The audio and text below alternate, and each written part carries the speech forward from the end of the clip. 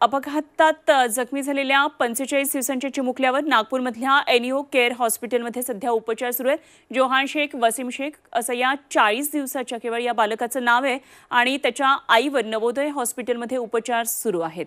तर आत्ताच पोलिसांनी माहिती दिली, या महिलेच्या पायामध्ये फ्रॅक्चर आहे, तर या 3 महिन्याच्या बाळाला अंडर ऑब्झर्वेशन ठेवलेलं आहे आणि एकंदरीतच या कुटुंबाशी बातचीत केली आहे आमचे प्रतिनिधी अमर काणे यांनी।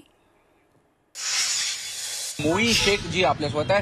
मोइन जी, आपकी भाभी और उनका बच्चा इस पूरे दुर्घटना में जख्मी हुए, कैसी उनकी प्रकृति है, कैसा उनका स्वास्थ्य है?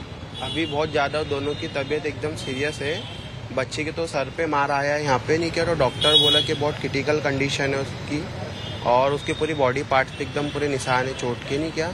और भाभी की तो पूरी मतलब कमर के पास से पूरी हड्डी मतलब टूट गई है, पूरी 3-4 हड्डियाँ, नहीं क्या।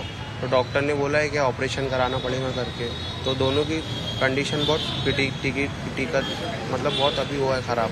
क्या मांग रहेगी आपकी? मेरी मांग ये रहेंगी, ऐसे लोगों को जो ड्रिंक करके गाड़ी चला रहे उनको कड़ी से कड़ी सजा दे और उनको कड़ी से कड़ी कारवाई करे। बहुत हे सगळे शेख कुटुंबातले सदस्य आपल्यासोबत होते।